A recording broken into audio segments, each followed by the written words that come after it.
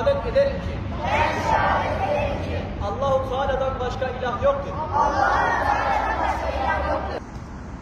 Hası.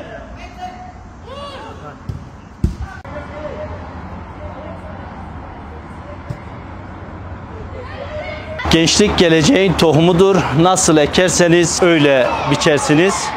Biz de gençliğin şu an itibariyle, ailelerin gelen itibariyle muzdarip olduğu, Z kuşağı olarak adlandırdığı ama bizlerin Z kuşağı olarak değil, umutlarımız olan gençler adına çalışmalar yürüteceğimiz bir dernek bünyesini oluşturup bu dernekte gençlere ciddi manada çalışmalar yapacağız.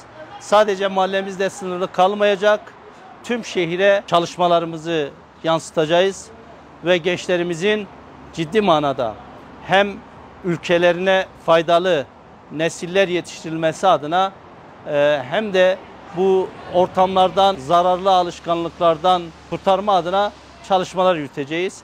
Ekibimiz güçlü. İnşallah bunlarla birlikte güzel çalışmalar yapacağız. Buradan katılım sağlayan tüm gençlere teşekkür ediyoruz, ailelere teşekkür ediyoruz. Daha güzel bir mahalle için birlikte çalışacağız. Tabii 2 yıldan beridir soykırıma uğrayan Gazze'ye de değinmeden geçinmeyeceğiz.